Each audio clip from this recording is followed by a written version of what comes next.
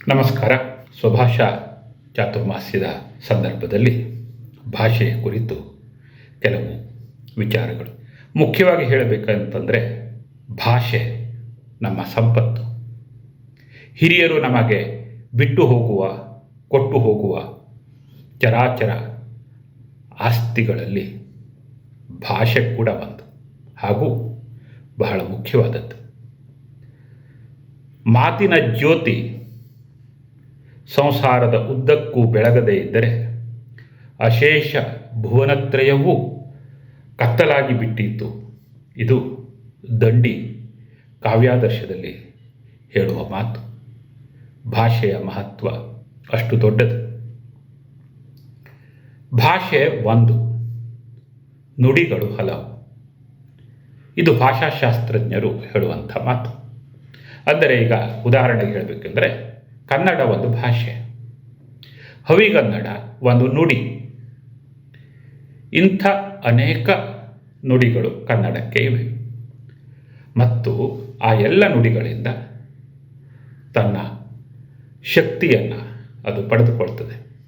BM ಶ್ರೀಯವರ ಒಂದು ಪ್ರಸಿದ್ಧವಾದ ಮಾತಿದೆ, ಜನವಾಣಿ ಬೇರು, ಕವಿವಾಣಿ ಹೂವು ಅಂತೇಳಿ. ಅದನ್ನು ಇಲ್ಲಿ ಅನ್ವಯಿಸಿ ಹೇಳೋದಾದರೆ, ಇಂಥ ಜನವಾಣಿಗಳು ಅಥವಾ ನುಡಿಗಳಿಂದ ತನ್ನ ಸಾರಸತ್ವವನ್ನು ಒಂದು ಭಾಷೆ ಪಡ್ಕೊಳ್ತದೆ. ಹಾಗೂ ಭಾಷೆ ಎಂಬ ಹೂವು ಅರಳುತ್ತಾ ಇರ್ತದೆ, ನಳನಳಿಸ್ತಾ ಇರ್ತದೆ.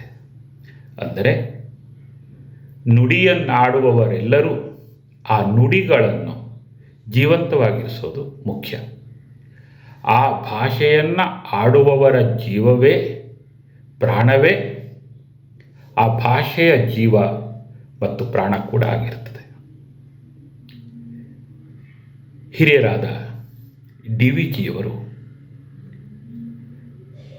ಭಾಷೆಯ ಸ್ವರೂಪ ಅನ್ನುವ ಕುರಿತು ಒಂದು ಮಹತ್ವದ ಲೇಖನವನ್ನು ಬರೆದಿದ್ದಾರೆ.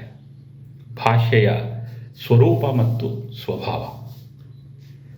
ಅದು ಬಹಳ ವಿಸ್ತೃತವಾದಂಥ ಒಂದು ಲೇಖನ. ಅದನ್ನು ಸಾರಾಂಶವಾಗಿ ಹೇಳಬೇಕು ಅಂತಂದರೆ,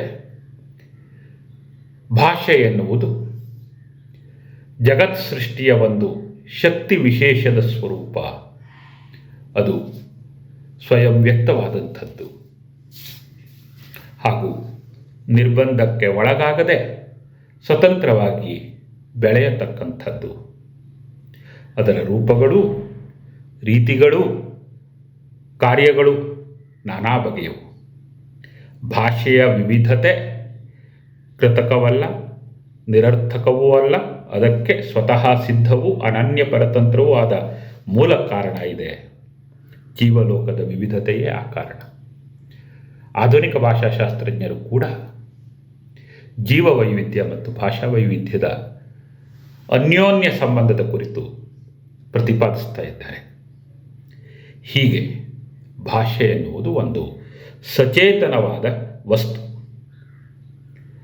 ಭಾಷೆಯ ಪ್ರಾಣ ಆ ಭಾಷೆಯನ್ನಾಡುವವರ ಪ್ರಾಣದ ಪ್ರತಿಬಿಂಬವಾಗಿರುವುದು.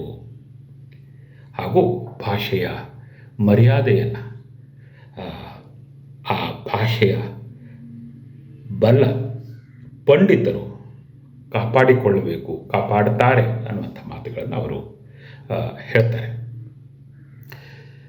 ನಾವು ನಮ್ಮ ಹವಿಗನ್ನಡಕ್ಕೆ ಸೀಮಿತವಾಗಿ ಯೋಚಿಸಿದರೆ ಕೂಡ ಎಷ್ಟೋ ಪದಗಳು ಇವತ್ತು ಕಣ್ಮರೆಯಾಗಿವೆ ಅಂತೇಳಿ ನಾವು ಗಮನಿಸ್ತೇವೆ. ಕನ್ನಡದಲ್ಲಿ ಸರಿ, ಕನ್ನಡ ಒಂದು ಭಾಷೆಯಾಗಿ ನಾನು ಹೇಳೋದಿದ್ದರೆ, ಅನೇಕರು ಇಂಥ ಅನೇಕ ಉದಾಹರಣೆಗಳನ್ನು ಕೊಟ್ಟಿದ್ದಾರೆ. ಮನುಷ್ಯ ಸಂಬಂಧದ, ಕುಟುಂಬ ಸಂಬಂಧದ ಅನೇಕ ಪದಗಳನ್ನು ಅಂಕಲ್ ಅನ್ನುವಂಥ ಒಂದು ಪದ ತೆಗೆದುಬಿಟ್ಟಿದೆ ಅನ್ನೋದನ್ನು ನಾವು ಗಮನಿಸ್ತಾ ಇರ್ತೇವೆ. ಹಾಗೆಯೇ ಹವಿಗನ್ನಡದ ಒಳಕ್ಕೆ ನಾವು ಬಂದಾಗ ಕೆಲವು ಪದಗಳಾದರೂ ಇವತ್ತು ಪ್ರಯೋಗದಲ್ಲಿ ಇಲ್ಲ. ಗಿಳಿಗೂಟ ಇಲ್ಲ, ಗಿಳಿಗೂಟ ಇಲ್ಲ. ಈಗ ಕೆಂಬೂತ ಹೋಗಿ ರತ್ನಪಕ್ಷಿ ಆಗಿಬಿಟ್ಟಿದೆ ಬೆಂಗಳೂರಿನಲ್ಲಿ ಬಂದವರ ಅನೇಕರ ಮಾತುಗಳಲ್ಲಿ. ಕೆಂಬೂತ ಮತ್ತು ರತ್ನಪಕ್ಷಿ ಬೇರೆ ಅಲ್ಲ. ಆದರೆ ನೀವು ಕೆಂಬೂತ ಅನ್ನುವ ಪದವನ್ನು ಬಳಸುವುದನ್ನು ನಿಲ್ಲಿಸಿದಾಗ ನಿಮ್ಮ ನುಡಿಯ ಜೊತೆಗಿನ ಸಂಬಂಧ ಅಷ್ಟರ ಮಟ್ಟಿಗೆ ದೂರ ಆಯಿತು ಅನ್ನೋದು ಅಲ್ಲಿಯ ವಿಚಾರ. ಕಟ್ಟಡದ ವಾಸ್ತುಶಿಲ್ಪ ಬದಲಾದ ಮೇಲೆ ಜಗಲಿ ಕೂಡ ಹೊರಟೋಗ್ಬಿಡ್ತು. ಹೋಗಬಾರದು ಅಂತಲ್ಲ, ಆದರೆ ಆ ಪದಗಳು ಅವಶ್ಯಕವಾಗಿ ಕೂಡ ಇರ್ತವೆ, ಅವು ಕೂಡ ಉಳಿಬೇಕಲ್ಲ. ಹೊಸ ಶಬ್ದಗಳು ಬಂದಾಗ, ಹೊಸ ವಸ್ತುಗಳು ಬಂದಾಗ ಹೊಸ ಶಬ್ದಗಳು ಹೇಗೆ ಬರ್ತವೆಯೋ, ಬಾನುಲಿ, ದೂರದರ್ಶನ, ದೂರವಾಣಿ ಇಂಥ ಅನೇಕ ಪದಗಳು ಬರುತ್ತವೆಯೋ, ಹಾಗೆ ಅನೇಕ ಪದಗಳು ಹೋಗ್ತವೆ ಸರಿ, ಆದರೆ ಹೋಗುವಾಗ ಕೂಡ ಅವು ಎಲ್ಲೋ ನಮ್ಮ ಸ್ಮೃತಿ ಕೋಶದಲ್ಲಿಯಾದರೂ ಉಳಿದುಕೊಳ್ಳದೆ ಹೋದರೆ ಅಷ್ಟರ ಮಟ್ಟಿಗೆ ನಮ್ಮಲ್ಲಿ ದಾರಿದ್ರ್ಯ ಉಂಟಾಗ್ತದೆ. ಇದು ಭಾಷಾ ದಾರಿದ್ರ್ಯ ಅನ್ನುವ ಪದ ಕೂಡ ನಮ್ಮಲ್ಲಿ ಬಳಕೆಯಲ್ಲಿದೆ. ಭಾಷಾ ಸಂಪತ್ತು ಅದಕ್ಕೆ ವಿರುದ್ಧವಾದದ್ದು ಭಾಷಾ ದಾರಿದ್ರ್ಯ. ಒಂದು ಬೆಂಕಿ ಅಥವಾ ನೆತ್ತರು ಅಥವಾ ಸೂರ್ಯ ಇಂಥ ಅನೇಕ ಪದಗಳನ್ನು ನೀವು ನೆನಪು ಮಾಡಿಕೊಂಡ್ರೆ ಎಷ್ಟು ಅದಕ್ಕೆ ಪರ್ಯಾಯ ಪದಗಳು ನಮ್ಮಲ್ಲಿ ಇದ್ವು ಅಂತಂದರೆ, ಇವತ್ತು ಅದು ಯಾವ ಪರ್ಯಾಯ ಪದಗಳೂ ನಮಗೆ ನೆನಪಿಗೆ ಬರೋದಿಲ್ಲ. ಭಾಷಾಕೋಶ ತುಂಬ ಸೀಮಿತವಾಗಿದೆ ಅನ್ನೋದು ಈ ಅರ್ಥದಲ್ಲಿ. 30 ದಿನಗಳಲ್ಲಿ ಇಂಗ್ಲೀಷ್ ಕಲಿಯಿರಿ, 30 ದಿನಗಳಲ್ಲಿ ಕನ್ನಡ ಕಲಿಯಿರಿ, ಸಂತೋಷ, ಕಲಿಯೋಣ, ಅದು ಪ್ರಾರಂಭ. ಆದರೆ ಒಂದು ಭಾಷೆಯ ಒಳಗೆ ನೀವು ಹೋಗಿ ಅದರ ಅಂತರಂಗದ ಒಳಗಿನವರಾಗುವುದಕ್ಕೆ ಬಹಳ ದೊಡ್ಡದಾದಂಥ ಒಂದು ಕಾರ್ಯ ಇರ್ತದೆ. ಇದನ್ನು ನಾವು ಸ್ವಭಾಷಾ ಚಾತುರ್ಮಾಸ್ಯದ ಸಂದರ್ಭದಲ್ಲಿ ಚಿಂತನೆ ನಡೆಸಬೇಕಾಗಿದೆ.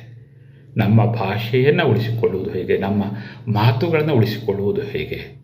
ಆ ಪದಪ್ರಯೋಗಗಳು ಹೊರಟು ಹೋದ ಮೇಲೆ ಅದರಲ್ಲಿ ಇರುವಂಥ ನುಡಿಗಟ್ಟುಗಳು ಬಿಟ್ಟು ಹೋಗ್ತವೆ, ಅದರಲ್ಲಿ ಇರುವಂಥ ಗಾದೆ ಮಾತುಗಳು ಬಿಟ್ಟು ಹೋಗ್ತವೆ, ತ್ರಿಪದಿಗಳು ಬಿಟ್ಟು ಹೋಗ್ತಾ ಇವೆ. ಆ ಆತಂಕದಲ್ಲಿ ನಾನು ಇಷ್ಟು ವಿಸ್ತೃತವಾಗಿ ಈ ಕುರಿತಾಗಿ ಹೇಳ್ತಾ ಇದ್ದೇನೆ.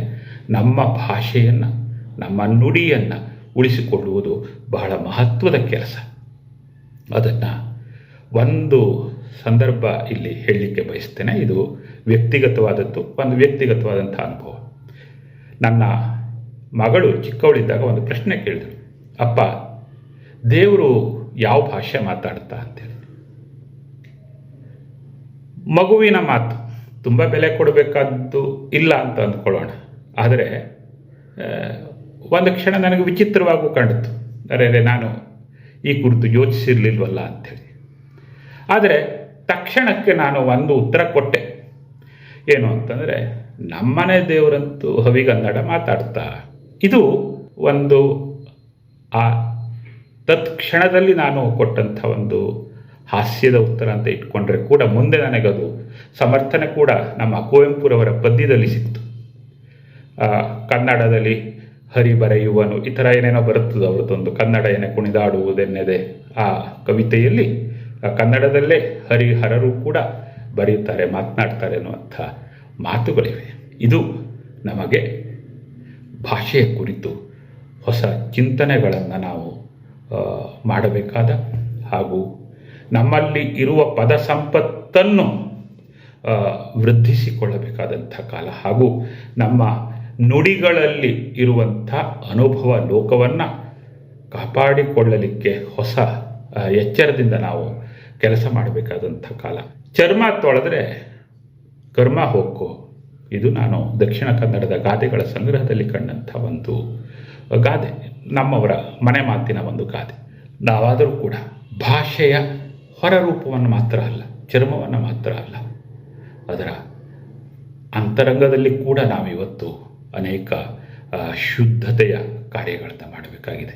ಅಂತರಂಗ ಶುದ್ಧಿ, ಬಹಿರಂಗ ಶುದ್ಧಿ ಎಲ್ಲವೂ ಆಗಬೇಕಾಗಿದೆ.